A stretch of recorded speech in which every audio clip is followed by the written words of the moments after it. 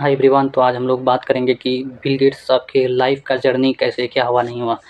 दरअसल Bill Gates साहब कहाँ से है वो बताते हैं। वो यूएसए में पैदा हुए, अब किस स्टेट में है, वाशिंगटन स्टेट में है। और बिल गेट्स साहब कौन सा शहर से बिलोंग करते हैं, जो कि सीटल है। दरअसल फैमिली बैकग्राउंड शुरू से ही उनका स्ट्रॉन्ग था, स्ट्रॉन्ग इन द सेंस अच्छा था। पैसे के मामले में ठीक ही थे। उनके पिता एक फेमस अमेरिकन मतलब वकील थे, यानी लॉयर थे। उसकी माता मैक्सवेल, वो भी कहीं जॉब करती थी, यानी पैसे वगैरह में फाइनली मतलब फाइनेंशियली ठीक थे। तो बिल गेट्स साहब अपना स्कूलिंग लाइफ से आगे बढ़े। स्कूलिंग लाइफ में ही वो पढ़ने में काफ़ी अच्छे थे, जो कि टीचर्स वगैरह उसको काफ़ी अच्छा मानता था। लेकिन इसका एक ख़राब ये था कि बिल गेट्स साहब सवाल जवाब बहुत किया करते थे, कोई भी चीज़ जानने के लिए, ये क्यों हुआ, कैसे हुआ। यानी कुछ-कुछ टीचर की नज़र में वो थोड़ा चुप भी जाते थे, और कुछ-कुछ टीचर उसको सोचते थे कि नहीं पढ़ने में अच्छा तो सोचता था, नहीं बहुत ग्रोथ करेगा, सब नहीं समझता है। ऐसा नहीं कि वो जानते थे एक दिन बिल गेट्स बनेगा, बड़ा आदमी बनेगा, ऐसा कोई सीन शॉट नहीं है। तो स्कूलिंग लाइफ ख़त्म होने के बाद उनके पिता यानी फाइनली उन्होंने हार्वर्ड यूनिवर्सिटी, जो कि अमेरिका का फेमस यूनिवर्सिटी है हार्वर्ड, यानी उसमें भीमराव अम्बेडकर साहब भी पढ़े हुए हैं हार्वर्ड यूनिवर्सिटी से। हार्वर्ड यूनिवर्सिटी से अपना पढ़ाई की, कंप्यूटर साइंस से 2 साल तक पढ़ा। 2 साल तक पढ़ने के बाद उसका सोच ये आने लगा कि माइक्रोसॉफ्ट में अभी बहुत ज़रूरी है काम करना। जिस हिसाब से ग्रोथ हो रहा था उसको फ्यूचर में दिख रहा था कि अभी नहीं करेंगे, मतलब उनका कहना है कि मौका मिले तो उस पर आगे बढ़ जाओ, एक टाइम में नहीं बढ़ोगे। तो इसी का डर था, उन्होंने ड्रॉप आउट ले लिया, छोड़ दिया। छोड़ने के बाद क्या रिज़ल्ट हुआ वो बताते हैं। तो लोग कहने लगे कि ये पागल है, गधा छोड़ दिया है, मतलब क्या करेगा इतना बड़ा यूनिवर्सिटी छोड़ के, मतलब इधर-उधर कंप्यूटर से क्या। उस टाइम में कंप्यूटर को लोग फालतू समझते थे, इससे क्या करेगा, नहीं करेगा। लेकिन बिल गेट्स साहब को जो ज़िंदगी में दिख रहा था, तो सबको थोड़ी ना दिखता है कि क्या है, नहीं है, हमको क्या करना है, क्या इसमें फ्यूचर है। सबका जैसे हम जो सोच रहे हैं, सब थोड़ी सोच रहा है कि क्या होगा, नहीं होगा 2 साल बाद, 3 साल बाद। मेरा सोच सब में नहीं आ सकता है ना। लोग ताने मारते थे, और स्कूल या कॉलेज में थे तो उसको पढ़ाकू-वढ़ाकू कह के खूब चिढ़ाते थे, बनाते थे, लेकिन वो किसी का जवाब नहीं देते थे। उसका कहना था कि रिज़ल्ट दे दो, उसका जवाब को मिल जाएगा उसको। तो वो कंप्यूटर में काफ़ी उस टाइम में कंप्यूटर भी नहीं था उतना। रात-रात भर उसको कोडिंग वगैरह में काफ़ी प्रैक्टिस करते थे। मैथ्स वगैरह काफ़ी अच्छा उसको इंटरेस्ट था पढ़ने में।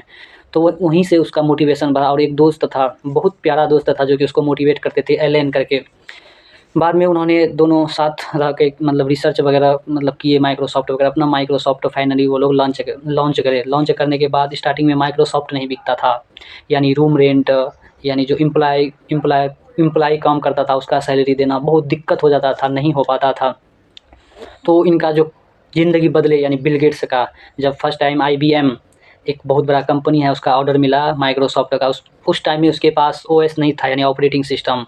तो किसी से ख़रीदा, उस पे फिर मॉडिफ़ाई किया, तब फाइनली उसको दिया। तो उसके बाद उसको थोड़ा पैसे आने का, यानी इनकम सोर्स अच्छा बना। मतलब पैसे का उसको दिक्कत तब थोड़ा-थोड़ा कम होने लगा। तब लगातार मेहनत करते-करते मतलब अपना सारा चीज़ मतलब डेवलप करने लगा बिल गेट्स साहब। इतना अपने आप को डेवलप किया, इतना डेवलप किया कि बिल गेट्स आज के टाइम में यानी बिलियनर बन गए। इतना काम में पागल रहते थे। कहता है ना, कोई भी काम आप दिलो-जान से करो, टाइम दो तो नहीं होगा, ऐसा हो ही नहीं सकता है। गलत काम में लोग सक्सेस हो जाते हैं। तो बिल गेट्स साहब, इसके बाद क्या हुआ, जब उन्होंने फाइनली शादी किया मेलिंडा से, यानी उसकी बीवी का नाम है मेलिंडा। उसका भी मतलब फैमिली में बैलेंस नहीं बना पा रहे थे। ऑफ़िस में कभी-कभी ज़्यादा ही टाइम दे देते थे, फैमिली में टाइम नहीं दे पाते थे।